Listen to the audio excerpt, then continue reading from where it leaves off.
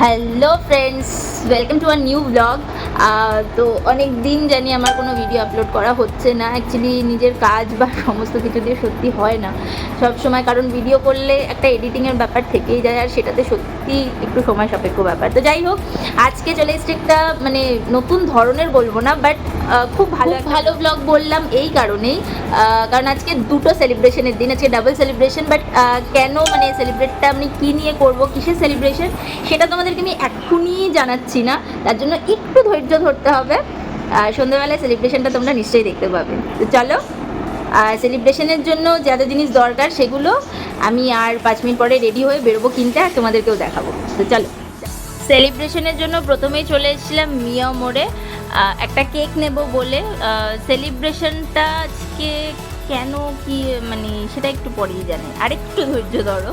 তো কেকটা ফার্স্টে চুজ করতেই আমার সত্যি অনেকক্ষণ সময় লেগে গেছে যে কী ফ্লেভার নেব, কারণ আমি ভীষণ কনফিউজিং একটা ক্যারেক্টার, আমি নিজেকেই বলি নিজে, কারণ আমি কিছুতেই কিছু একবারে ডিসাইড করতে পারি না।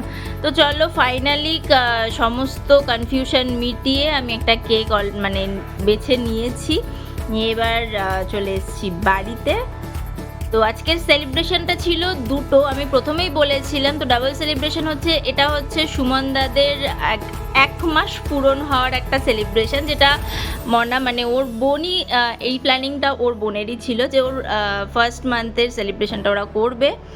তো সবে নবদম্পতির 1 মাস পূর্ণ হলো।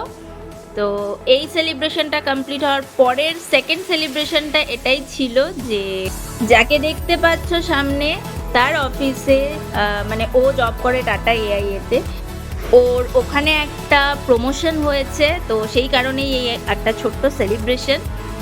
আমি এটার মাধ্যমেই ওকে একটু আনন্দ দিতে চেয়েছিলাম, আশা করি আমি সেটা দিতে পেরেওছি, অল্প হলেও দিতে পেরেছি। তো সবাইকে ডেকে গল্প করে আড্ডা মেরে দিনটা খুব ভালোই কেটেছিল আমাদের।